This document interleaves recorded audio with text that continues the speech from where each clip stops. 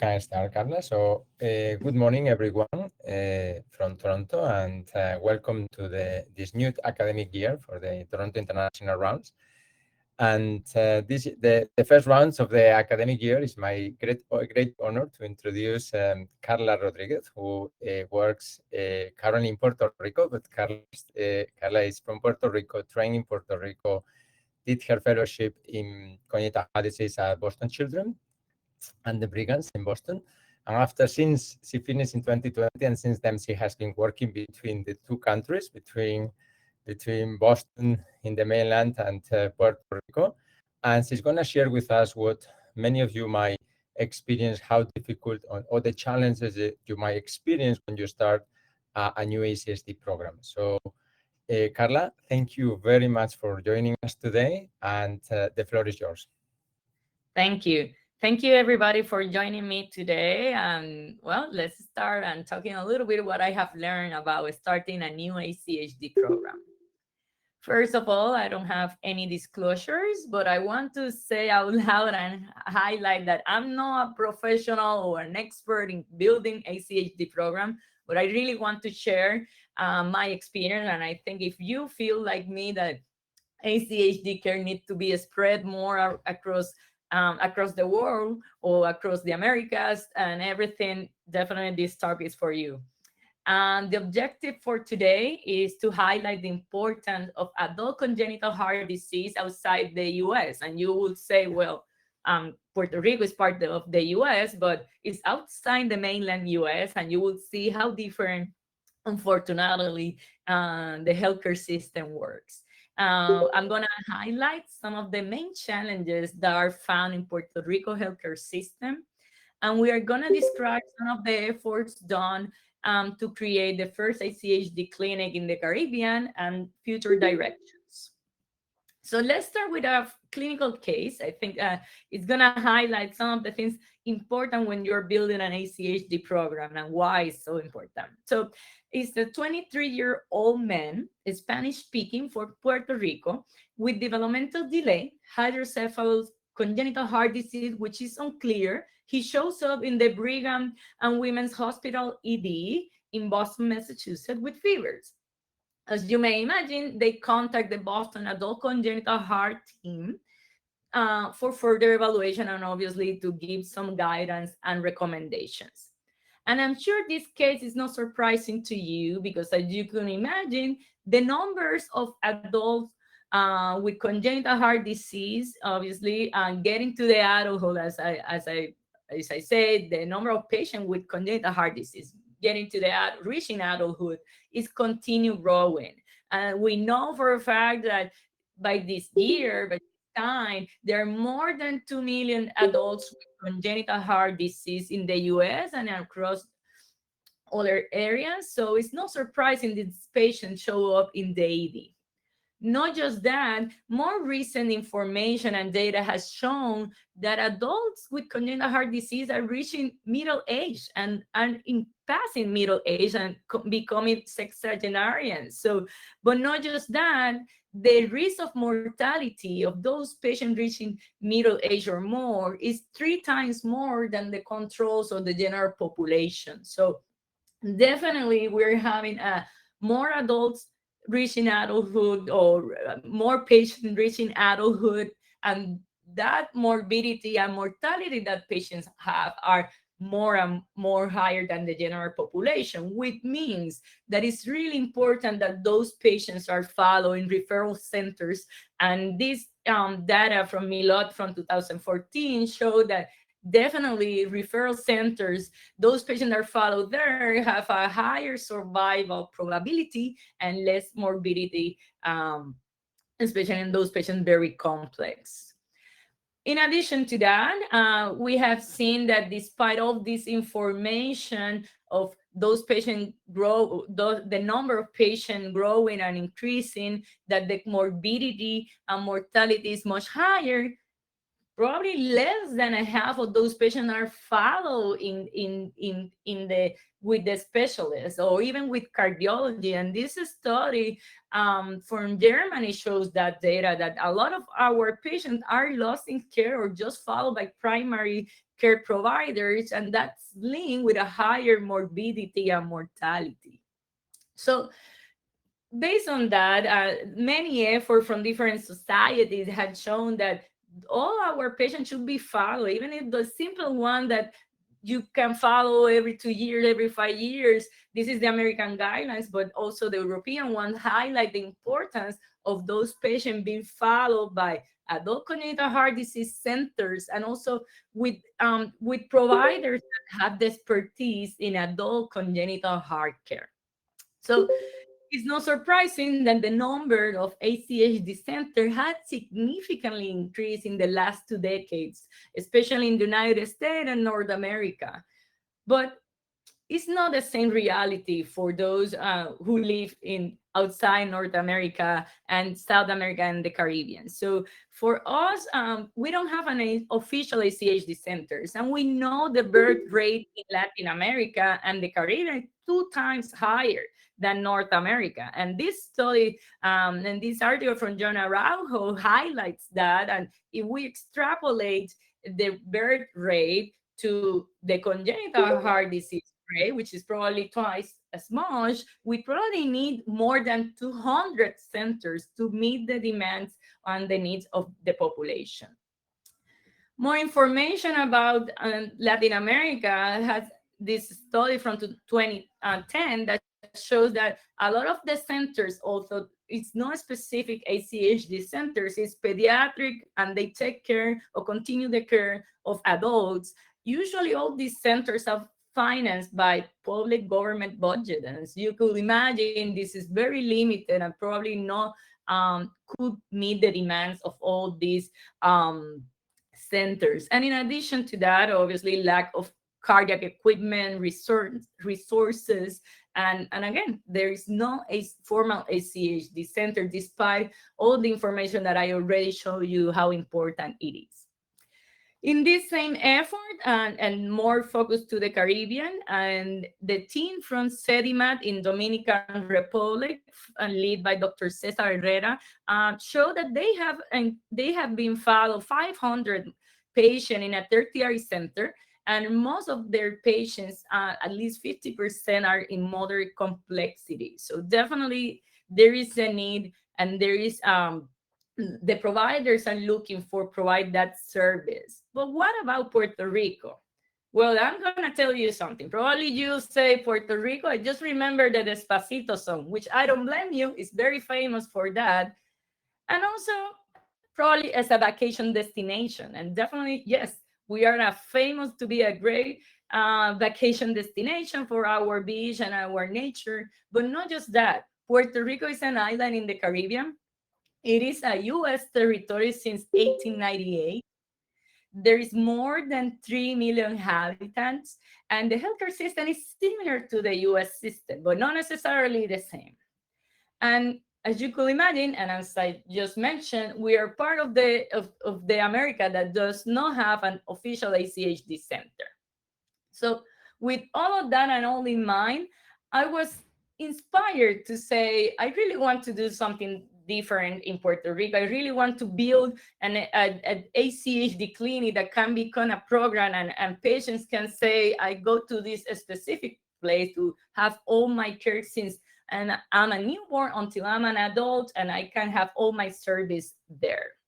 So to start with that, I'm going to highlight what I have been facing for the last year, and I hope that helps you whenever place you go. I'm going to say it's very unique, and every place that you go has their own challenges. And Puerto Rico, based on his political status, that is a territory of the US, obviously had its own challenges, which I'm going to highlight now. The first task that you need to know is, like, if you want to build an ACHD program and a clinic, you need to know the healthcare system of the place and its own challenges. And here I want to highlight this news, that is the Puerto Rico exodus of doctors at healthcare strength to dire the financial crisis.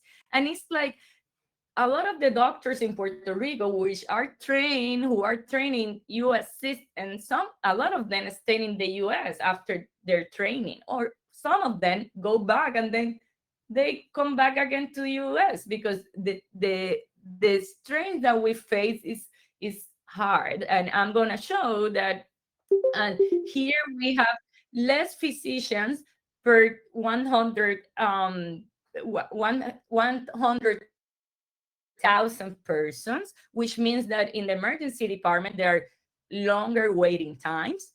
We have less subspecialists, and there is obviously a high readmission rate versus when we compare it to the United States, mainland United States. So definitely less physicians, and more struggle. And why is that? What this happen? Well, the reason is like we have an equitable care, where it's the care that we provide here.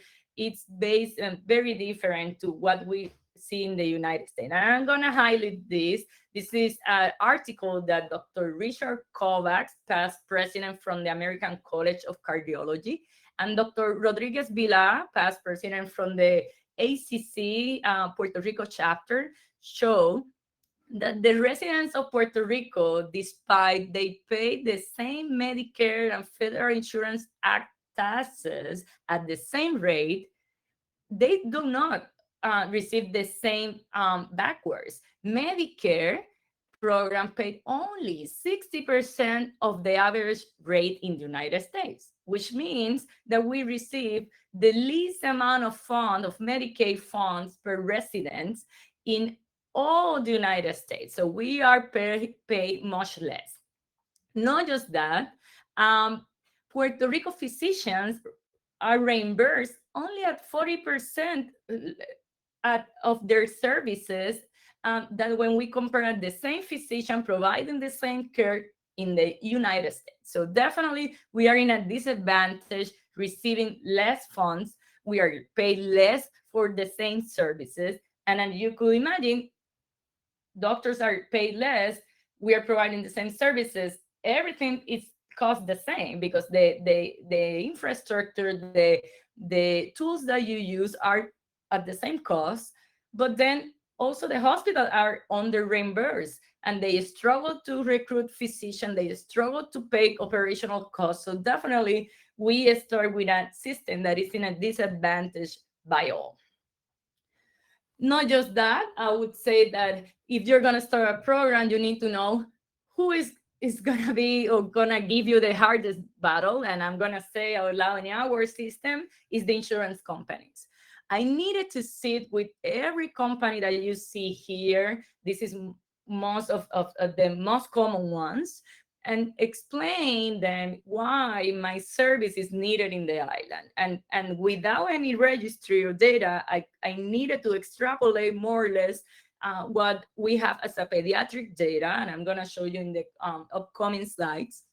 Sit with them and explain why my service it was needed, why it required a visit, not a 30-minute visit, or maybe I need the first visit an hour, and go through all the information that the patient can provide me. So all of that to get to a feed where I can receive some reimbursement that is fair and can continue my practice here, recognizing all the challenges and the under reimbursement that we already have. So Puerto Rico versus US, the charges for initial visit or follow-up visit is 5 times lower. So never you can compare to the US system, but in a way, I try to negotiate to at least in my system, I can keep a practice that is with good quality of care. And obviously my patients that are complex patients that we all have receive the best quality of care.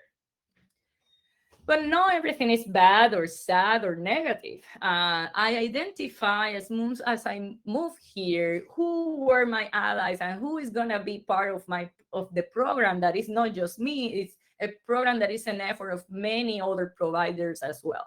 And I want to show you here, here in the top corner where my monitor is Dr. Sid Quintana, which is our congenital surgeon. He does pediatrics and adults. very well, and amazing doctor. Here in the middle is Dr. Sotomonte. He's our cardiac electrophysiologist, and you need to identify from all the electrophysiology who has the expertise, who feels comfortable doing your procedures in your patients. And then we have in the next corner my team of heart transplant. And these physicians, apologize, does an amazing work. Just yesterday, they transplant a tetralogy of fellow patient of 60 years old. So they're doing an amazing job here. And also in the lower corner, we have our interventional cardiologist, that is Dr. Francisco Diaz, and one of them. So definitely, you need to identify. You just move there. You need to identify who is gonna be your team, right?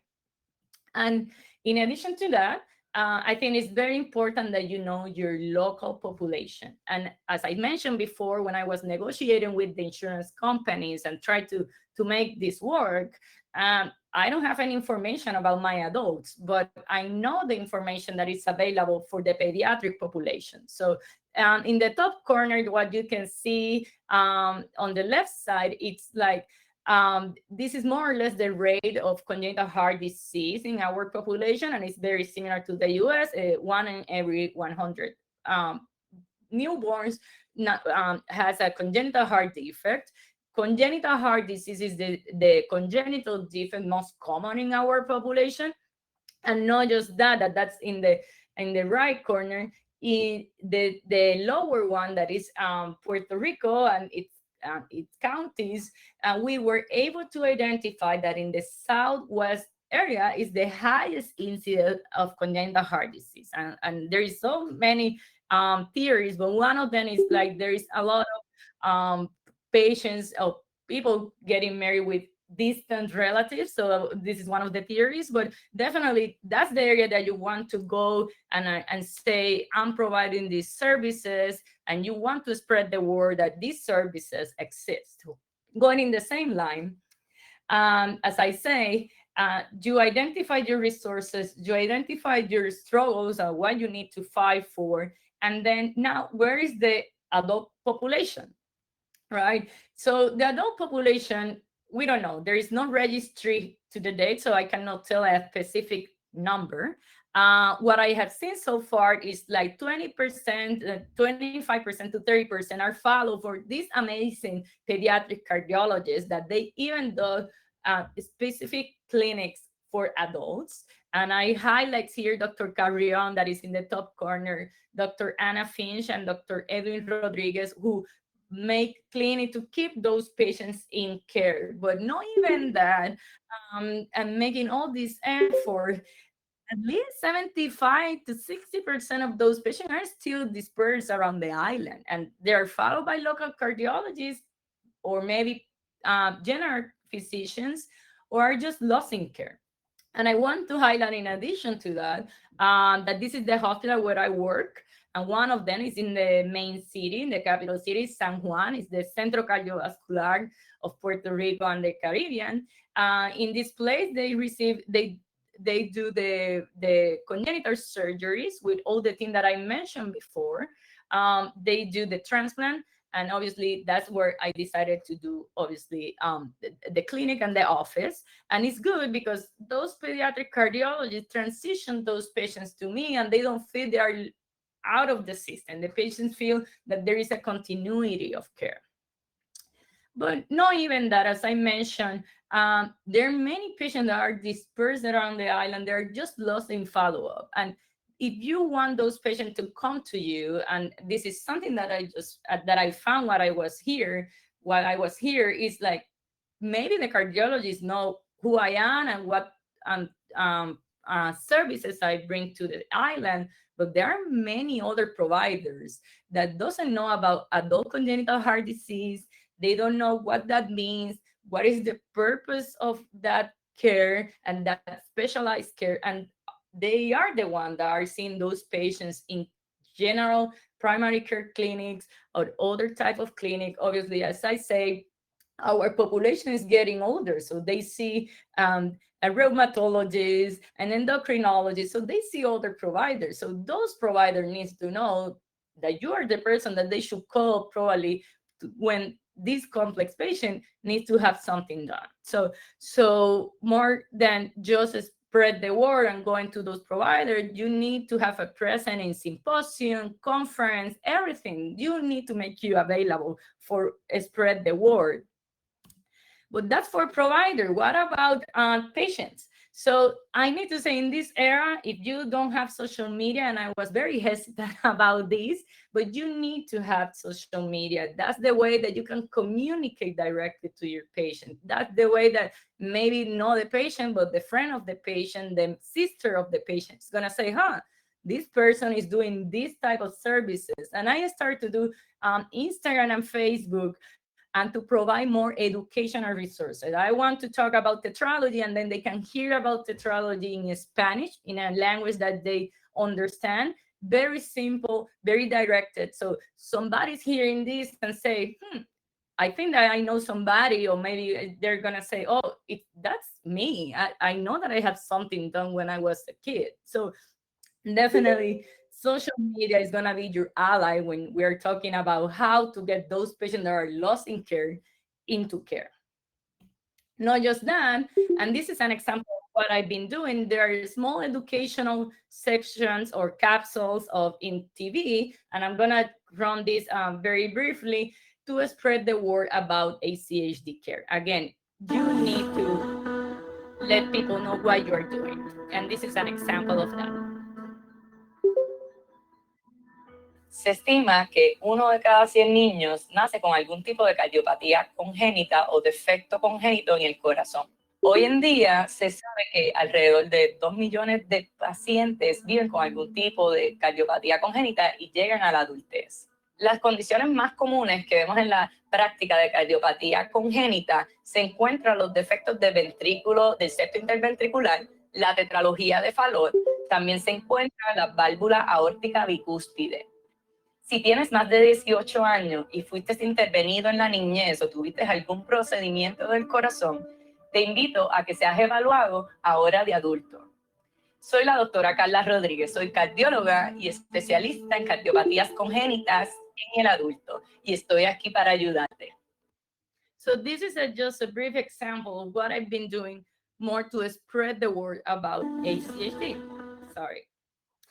So definitely, even if you don't like it, even if you feel like, no, I prefer no, it's going to be harder if you do not spread. And this is a new specialty for my healthcare system. They need to understand what we're doing, what is the purpose of our services. In addition to that, I would say for those of you that think about building a program, you need to choose a strategic location where you're going to provide those services. And as I mentioned before, and I show you that first picture, this is the hospital where all my patients were seen by the pediatric cardiology. They have their surgery, they have their CAT, their procedures. So, and if they need a transplant, it's right there. So I wanted, when I decided to come back, to have an office and a space there where patients can transition to me without feeling they're lost or they're out of where they have been treated. So here you see some of the pictures, and this is one of my staff, my secretary, and also one of obviously talking to the patient and describe what services, and obviously always talk to patient and say, okay, this is what it is, and always provide that care and education. And finally, I think, and this is one of the things that has been great to me, and I think it helps, is create an affiliation. And this is the Boston Puerto Rico collaboration.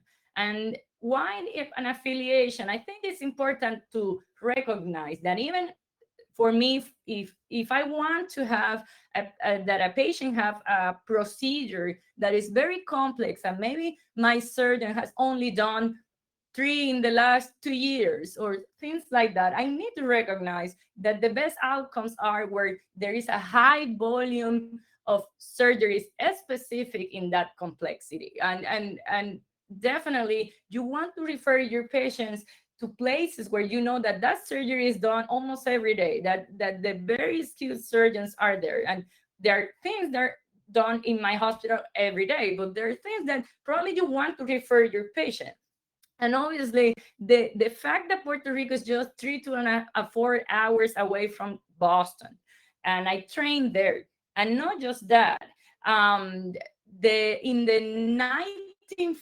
1950s, the majority of Puerto Ricans migrate to New York, um, Massachusetts, Connecticut, all these northeast areas. So it's easy for me to send a patient over there where a lot of them have family members living there, or they have some type of support right there. Obviously, Florida is a high population now of Puerto Ricans after the Hurricane Maria, and I have point of contact there. But definitely in Boston, I have been able to find a continuity of care when I need something specific for a patient. So I think that for me in Puerto Rico, that is a smaller population, and I can provide certain amount of services, but I'm never gonna have the same resources and the technology that they have. So I think you need to find somebody that is gonna be your ally, a team that want to support you along the way. And for me, it was Boston.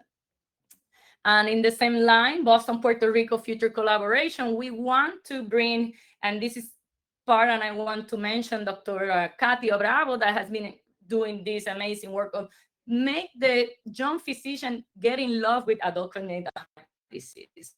We want to bring those young physicians to spend 1 month in Boston, at least in my case, is try to create something that they see, oh, this is not just her doing something, or just this just group of people. I can go there, train, and also bring something new here. So definitely bring new young physician this awareness of this specialty. Also, obviously, create the first data available about adult congenital heart disease patient, and probably a philanthropic plan to help those patients, to help the young physician to train in the US and come back, and then provide more local educational conference and increase the awareness. So at the end, it's all improve quality of care, make more specialized care available, and obviously increase the awareness, not just for the providers, to the patients.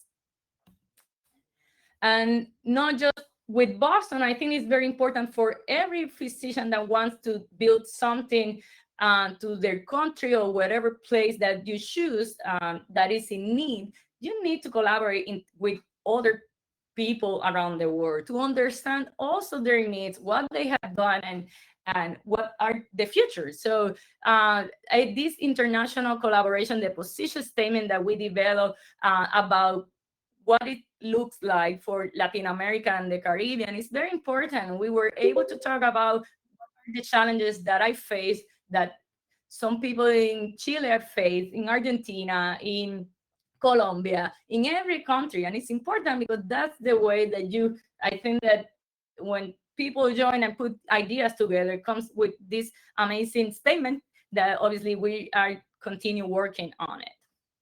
And this is one of the another example how it helps to do this international collaboration. And here is in the Inter-American Congress of Cardiology in Panama, and in June this year. And on the right side, you see Dr. John Araujo, Dr. Katia Bravo, Dr. Angelica Rullon from Dominican Republic, and we all sit and talk about our experiences in each country. Dr. John Araujo in Colombia, Dr. Katia Bravo in United States, and also in Peru, and Dr. Angelica Rullon in Dominican Republic. And it's good because every country has its unique challenges, but it's talking and say, okay, this is what it has worked for me, and this is what has worked for you, and that helps, and definitely spreading the ACHD care appropriately. And back to the case that I mentioned initially, for this patient, we were able to contact the local pediatric cardiologist in Puerto Rico. We were able to confirm the anatomy in the procedure. Obviously, it was all in paper, so we were able to find those records. And this patient was lost in care, and now he's back to care. He transitioned to me as an adult, and now we are working on the process, the possibility to have a transcatheter pulmonary valve and continue his adult congenital care here as it should be.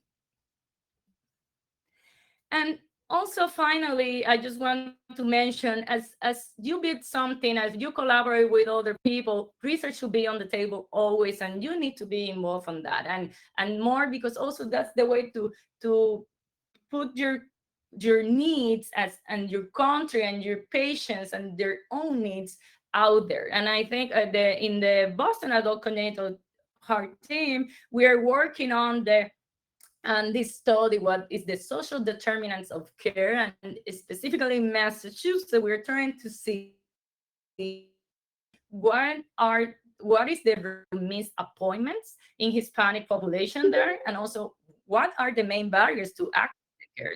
So far, pretty high the missing appointment, the rate of missing appointment, and also we this is the way that you improve care, of course. Continue research, continue looking in your own patients. What are the lessons that I have learned so far? Well, as I mentioned, the number of adult patients with congenital heart disease in the Caribbean and Latin America is not known, but we preliminary data suggest that it's twice as much as in the US. Developing a program with a new specialty in your country, this is new for your healthcare system, require knowing well your healthcare system, the available resources, and also how to reach to providers and patients in this era, in this current time. More equity of care should be established between United States and its territory, and I would say not even its territory, across the America, across the world, we should have more equity of care, especially in our patients. I want to say thank to all of you that is here that are here today with me, and a special thanks also to the back team that were the ones that trained me and support me in this process and has been pushing me every day along the way with all these challenges and say you can do it, and obviously with all of the help also that I have locally. So thank you so much, and I hope you have enjoyed this presentation. Thanks. Thank you, Carla. Really very motivating and exciting to see what you have gone through.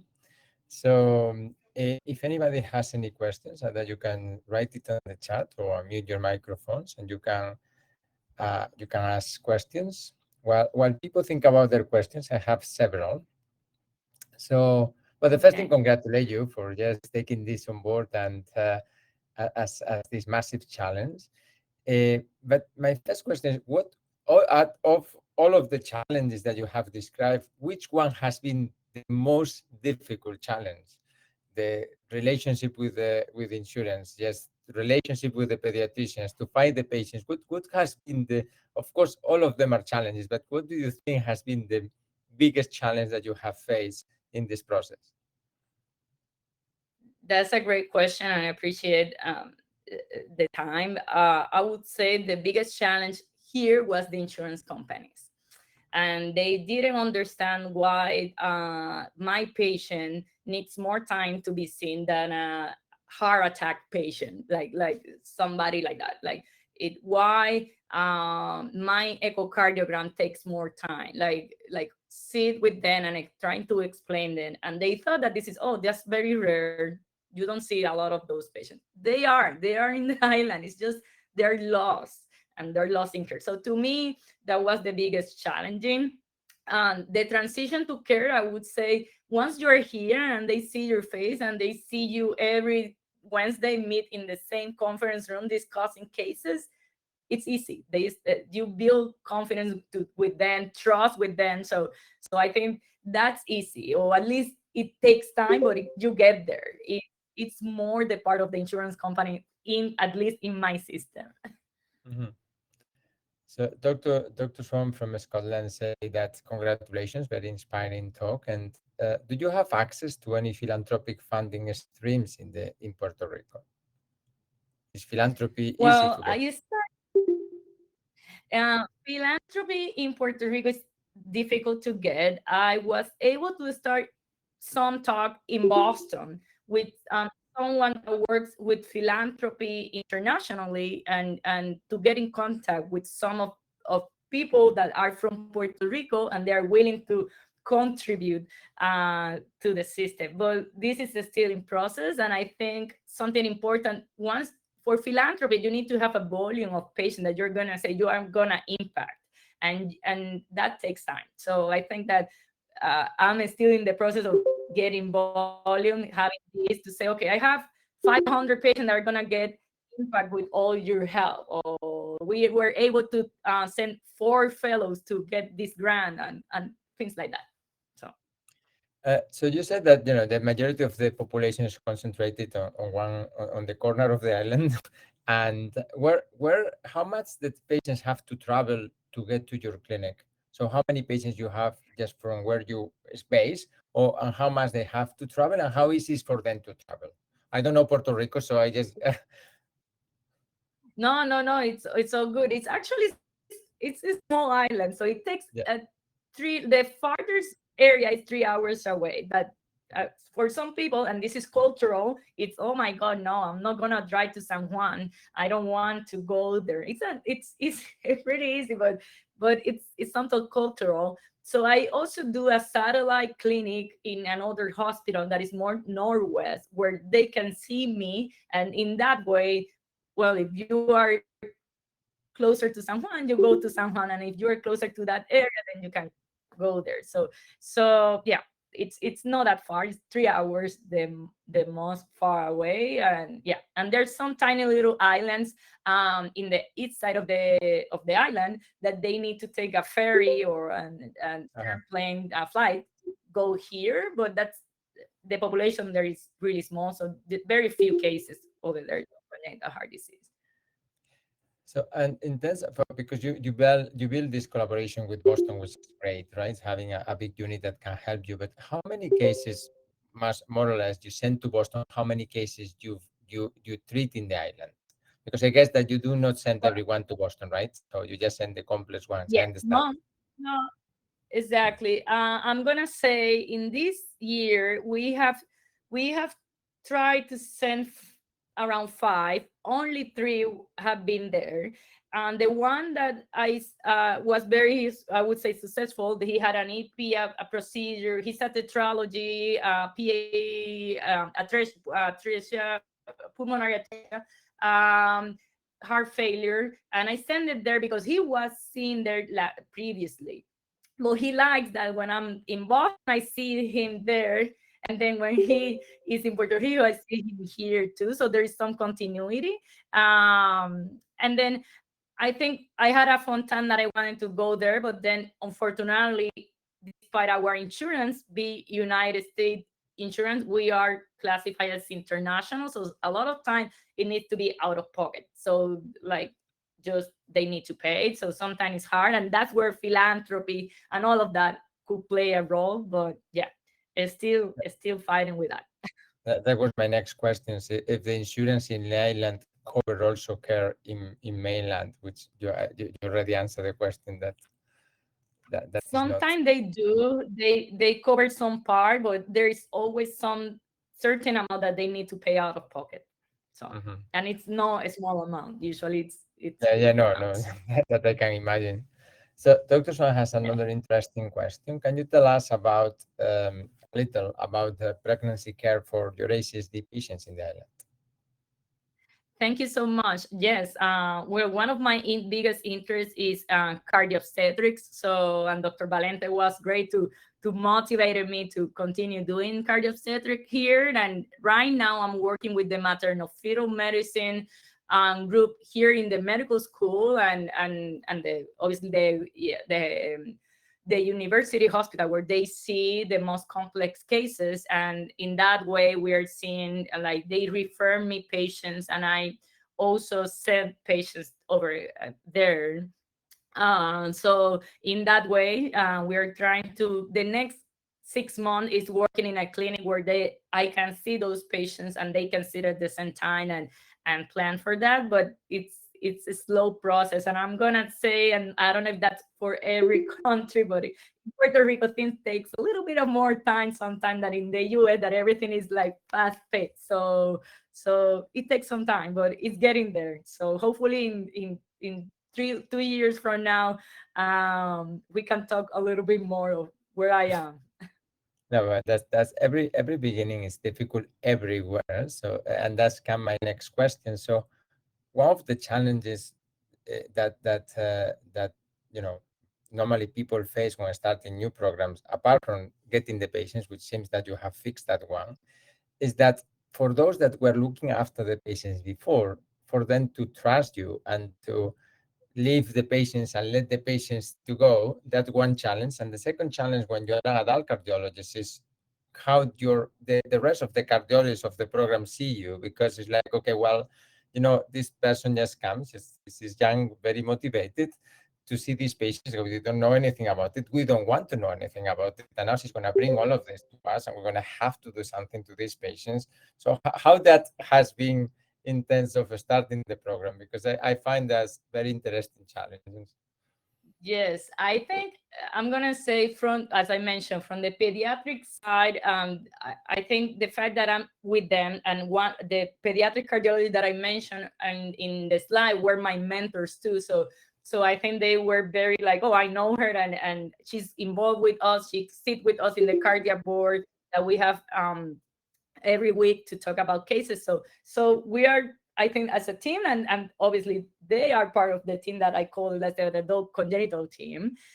But the part of general adult cardiology, that's where the challenge comes, because they have been seeing these patients, and now I come here and say I know how to treat them, and they have like it's a little bit a mix. Like the youngest cardiologist that trained with me, or maybe they they are more in the era that every person should specialize in something, and I send the patient to you, I share with you and collaborate. They're all the other ones that are more like, no, I have this patient, I've been working on saying I'm just collaborating with you. If you want to me to maybe tell you about the echo, make me available, if she gets pregnant I can see it and I get it back to you. So it's a work in progress. I would say you just need to say out loud, I'm gonna collaborate with you, I'm gonna send it to you for the rest of the stuff, and the part of more structural, I'm gonna be available if you need me. I would say in that way. And the other part is I try to be very available for everybody. Like, I'm also part of the ACC chapter in Puerto Rico. Like, I've been in the American College of Cardiology as a fellow, and now as a part of the counselors at large, which that makes you and give you a voice. So when I'm there, I'm saying I'm here for this patient, I'm advocating for this patient. Let's So it helps to also trust and get some rapport and relationship with the other cardiologists. So my advice: get involved in all the programs, groups that you can have locally.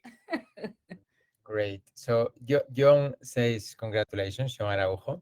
And Thank he has a question, which is, in Puerto Rico, what of the following points do you consider, which is the worst for for the development of ACHD, like economic resources, ACHD trained people, or hospitals with resources? So hospitals with high level of resources. What of those do you think are the biggest challenge for you to have a functional program of ACHD program in Puerto Rico? I would say hospital resources just in a piece, because I have my congenital surgeon, I have my interventional, they do transplant here. I don't have LVADs or RVADs, like no mechanical support, just go to transplant. And as we have the case from yesterday, and we have some imaging. Unfortunately, the resources is the one that makes me a little bit like just a simple program more, because I cannot have a fancy cardiac MRI with all the information that we sometimes as a adult cardiologist want. Uh, and sometimes we cannot do all the things that I used to do in Boston. Like, I want an MRI and I can't get the MRI. No, I need to fight with insurance, call 10,000 times until one of us get tired and say yes.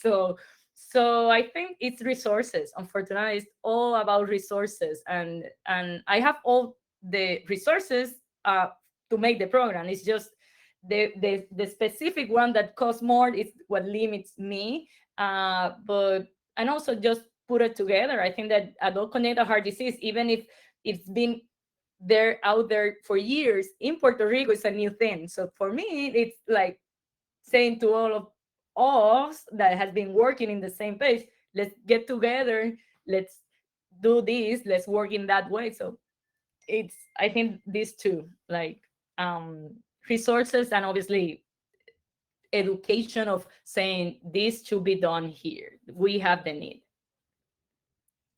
So I have a question from the programs, like the big programs that we have, like in the US or our program in Canada. How can we help, or how do you think that we can help to promote the units in countries like yours, or I work with you on some things, but just to collaborate, just to help from maybe we have the voice from big programs to help developing units that I think you're doing an amazing job. I think that are absolutely needed. But how could we or can we help from big programs just to help you guys to I develop units in your countries? I think, and this is a maybe a more administrative and political than clinical. I think as a big center in Toronto, a big center in US, you need to create politics that those patients international can come, and doesn't need to be like 100 million things, right? Like it, and it happens to me in Boston. Like to bring someone, it's not that easy. So it's not a straight pathway. So I think in certain ways, of course, it's administrative and there are logistic that needs to be done. But this is one of the things that if you can even like not adopt, but say, okay, I'm gonna support this program in this place. What you need? Maybe I can go there, see what sources I can be helpful, like maybe go and teach certain skills, like maybe like as I say with Boston, let's bring young physicians, let's bring the sonographers, maybe they can teach my sonographer to do a better like images, things like that. I think that it's more, it's a mix between educational and increased maybe the education in our local, not because we don't know, more because I think there are more available research and stuff that you are doing ahead of time that we are learning after, and then also the part of maybe facilitate the transfer of certain complex patients to your area. That's actually interesting. I agree. I totally agree with that. So it's another question here. It's a long question from Daron Reed, who is a physician in Jamaica and trained with us. So excellent presentation. Thanks for sharing your experience. I'm from Jamaica. I had started the first ACHD service after finishing my training in 2021 here in Toronto. I share similar struggles as you do, and perhaps more, but networking collaboration is very important in getting many of the procedures done. I still have to send many patients overseas for procedures, but that is getting less now. I struggle with local surgeons because they believe they can do many things, but to be honest, the outcome for congenital procedures is not good. I try to work with them, and now they are improving to better understand the anatomy and their limitations as non-congenital trained surgeons. So how do you find the culture of your surgeons in Puerto Rico? I totally agree with you, and thank you so much for your question. I, for my patients, I identify who is the person that I'm gonna send. But out there are many people doing some cuts that when you look the report, it's like this it doesn't make sense. So you lost some information here. And with all the respect, sometimes you need to go there and say, if it's someone that you know, you probably, I try to be very polite and talk to that person if I think that it's gonna get a good feedback. And they recognize it sometimes, like, sorry, I did it and I didn't know how complex it was. In other cases, it's just talk with the patient and say, you know what, your heart is a little bit more complex and I need to send you to another person that is more expert in your heart. And that's the play that I have done here. um you don't want another provider to say, oh, she's stealing my patients, but I, in certain way, you need to make sure that the care that you're providing and the education is the correct one. So yeah, uh, I would say it's a little bit of a play between being polite and advocate for your patients and the best care. No Uh, easy. I think also having allies, right? So I think that the more you are the longer you are in the island, the more trust you get as well. So then then the more allies you will get. And it's always difficult in a service that is a fee for service, and people think that, you know, if you steal their patients, they don't have a patient, right? So if I don't know, if there is no any other questions, so Carla, it's been amazing talking to you. I really congratulate you for all this effort that you are doing. I think this is important, and really grateful that you accepted my invitation to come and to share with us this experience, and all of you that have joined today. Thank you very much for joining, and hopefully we'll see you in 2 weeks in the next rounds. And good morning, good afternoon, or good evening, wherever you are in the world. Adios, Carlos.